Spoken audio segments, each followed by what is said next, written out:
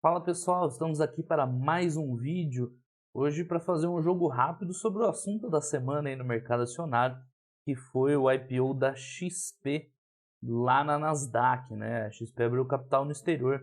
Já vou falar um pouquinho sobre isso, né? Porque os possíveis motivos de por que a XP ter aberto capital lá fora e não na B3. Mas enfim, vamos dar uma olhada aqui no prospecto, né? Muita gente pergunta como é que analisa IPO, né, já que não tem balanço público na maioria das vezes, mas a empresa, quando ela vai abrir capital, ela tem que enviar um prospecto, onde teriam assim, todas as informações relevantes para o investimento. Então esse aqui é o da XP, está em inglês, eu sei que tem documento, ou desculpa, tem em português esse documento, mas eu não achei aqui para gravar o vídeo, então a gente vê o inglês mesmo, onde vão ter as informações para a gente analisar. Então a IPO das ações classe A da XP, eu já vou falar, né, é importante vocês lembrarem disso aqui, né, até um breve resuminho aqui da XP, é bem breve mesmo, né, mostrando quanto de clientes eles têm, mais de 1,5 milhão de clientes, é bem representativo. As três marcas que eles têm de corretoras, né, da própria marca XP, a Rico e a Clear, para quem não sabia, a Rico e a Clear são do grupo XP, na verdade são marcas da própria XP, né? Não são nem empresas diferentes.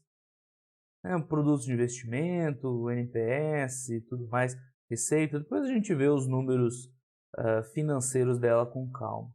Mas é isso aí, então a IPO, se você quiser estudar, tem que encarar o prospecto, as 600, 700 páginas de prospecto, mas a gente já vai ver que o que interessa mesmo é bem menos, né? A gente consegue ver, né, as informações, não precisa ler 700 páginas, né, para dar uma olhadinha.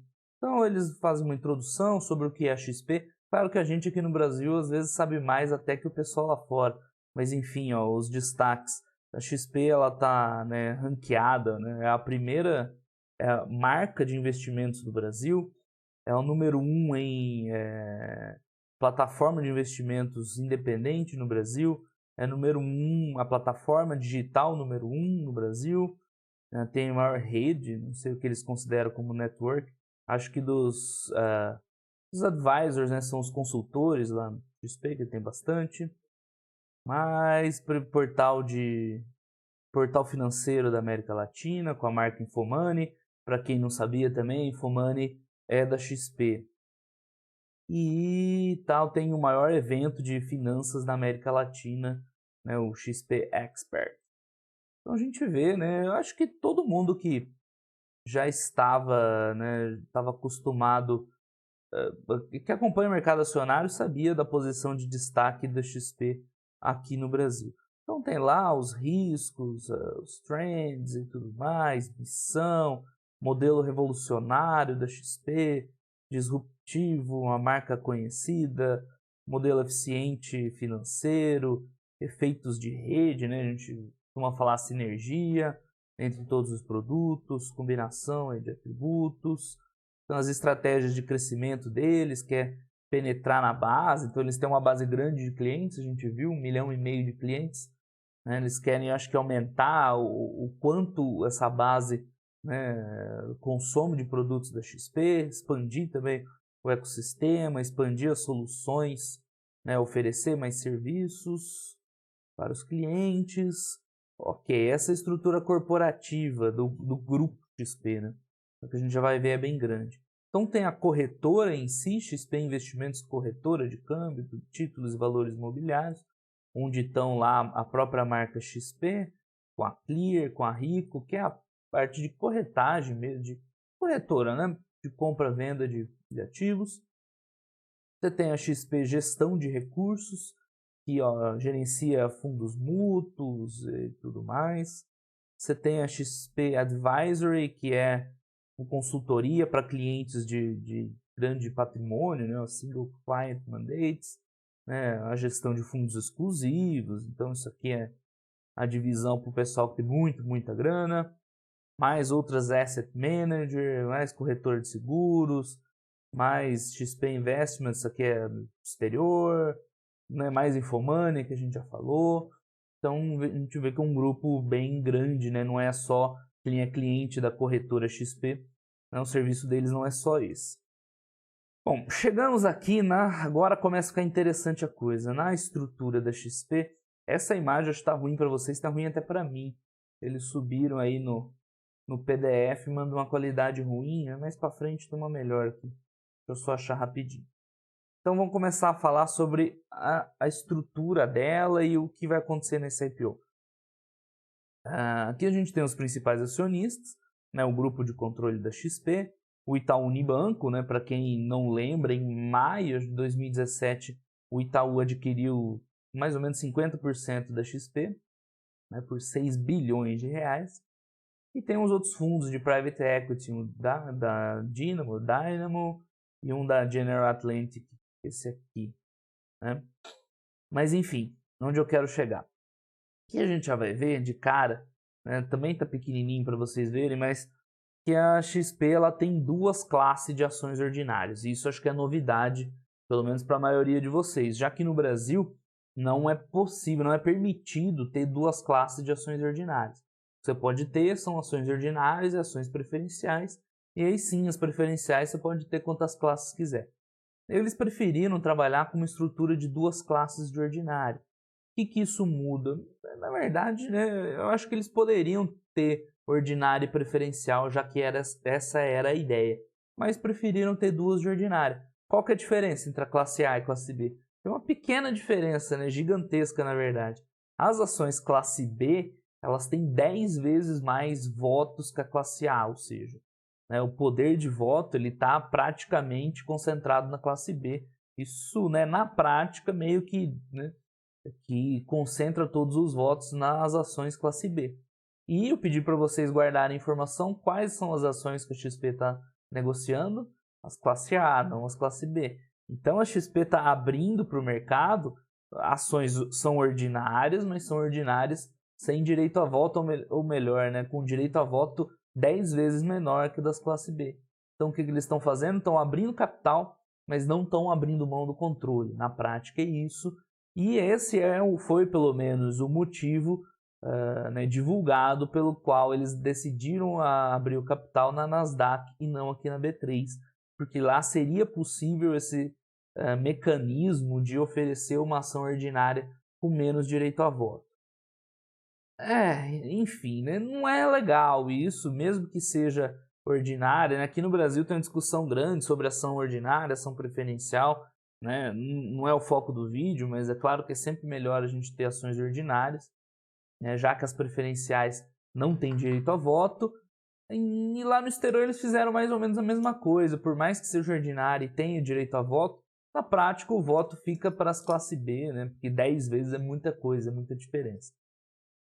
Então aqui talvez o principal motivo, claro que a gente nunca sabe, né, os porquês, a gente sabe o que é divulgado, o que é aberto, mas provavelmente o grande motivo para eles terem aberto capital no exterior foi esse, né, de poder ter duas classes diferentes de ação ordinária. Mas enfim, eles estão vendendo as ações classe A, estão vendendo uma parte relativamente pequena da empresa, né? Quando a gente vê aqui dividido entre as... É curioso, até que nesse organograma de cima, eles colocaram Ordinary e Preferred. Então isso aqui provavelmente foi um erro de tradução, porque Preferred Shares lá no exterior é outra coisa, não tem nada a ver com ação preferencial no Brasil, é totalmente diferente. Isso é um assunto para um outro vídeo. Mas esse é um prospecto preliminar, não sei se depois ficou, né, uma incorreção aqui.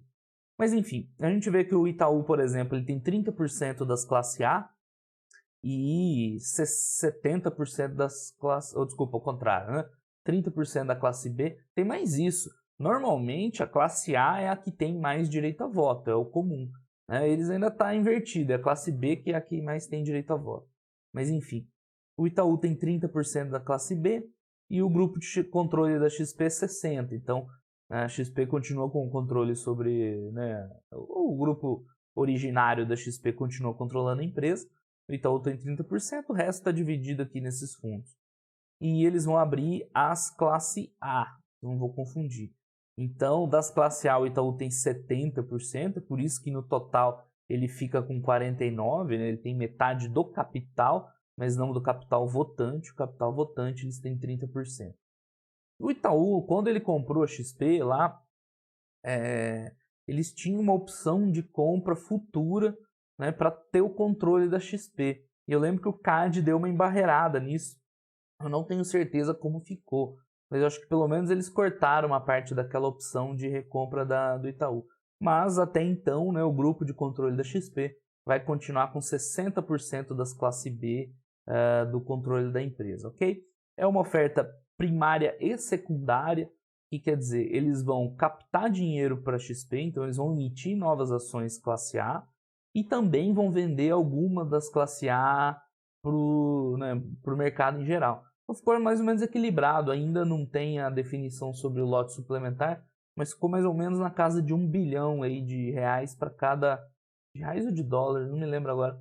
Para missão primária e secundária. Então eles vão diluir um pouquinho, né? O Itaú tem 49%, vai ficar com uns 46%, alguma coisa assim, né? Bem pouquinho. Além de vender ações dos próprios controladores. Né? O único controlador que não vai vender é o Itaú, né? Por que será?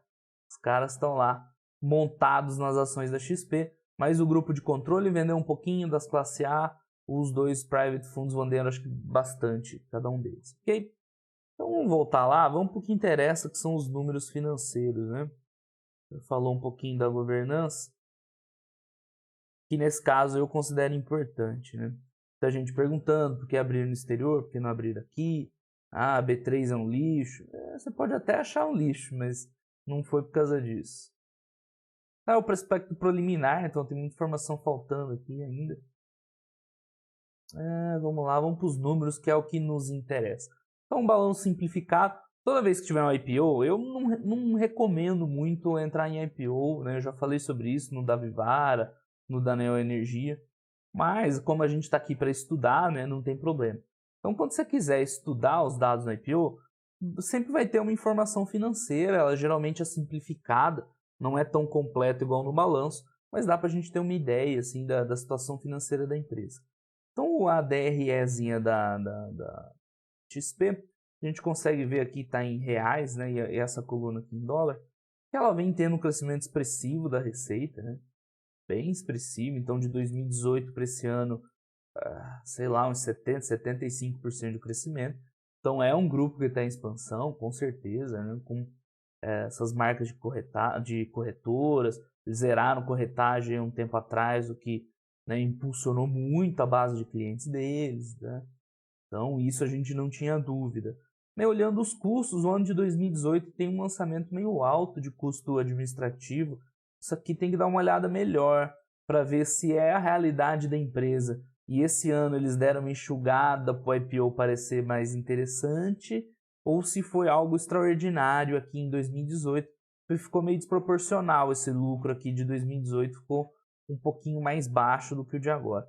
Mas enfim, o lucro líquido, né, a gente vê uma trajetória crescente, né, de 200 milhões aqui em 2016, para 400 em 2017, para um pouquinho mais de 400 em 2018, que tem esse perhaps aqui desse lançamento de custo administrativo, a gente não sabe se é recorrente ou não. Mas o ponto é que hoje ela está num lucro nos 9 meses de 2019, já um lucro bem mais expressivo, né, de 700 milhões de reais, tá em reais, né, mais ou menos dobrando o ano passado, se a gente projetar que ainda falta o último trimestre, né, alguma coisa como dobrar o lucro em relação ao ano passado. O mercado, em geral, ele está estimando um lucro para 2020 da XP na casa de 2 bilhões de reais, desculpa. Então está projetando um crescimento ainda maior disso aqui. Que mais? Aqui a gente tem o balanço, mas balanço, não se esqueçam que a XP é uma empresa financeira, então o balanço fica meio bagunçado, porque ó, eles têm isso aqui no passivo, Securities Trading Intermediation, que é o nosso dinheiro que está lá parado na corretora, né? Fica aqui no passivo, então o balanço de instituição financeira fica meio bagunçado. Eles até colocaram um gerencial aqui de floating, bem interessante, achei isso. Então a XP hoje tem 6,4 bi de reais, tá em reais, de recurso de terceiros, recurso nosso, meu, de vocês que são clientes da XP. Então quando vocês perguntam como é que uma corretora de corretagem zero ganha dinheiro, a resposta aqui, ela tem 6,4 bi de dinheiro dos outros que ela pode rentabilizar e ela acaba ganhando dinheiro com esse float aqui, além de outras coisas, né? Subscrição de ativos, tal, a sinergia que eles têm com os produtos, as corretoras da XP recomendam muitos fundos, né? Então, eles têm várias fontes de receita, sim, são interessantes, mas aqui a gente vê claramente que o float é um float de respeito, né? 6,4 bi para administrar. Isso aqui é muito parecido com seguradora, né?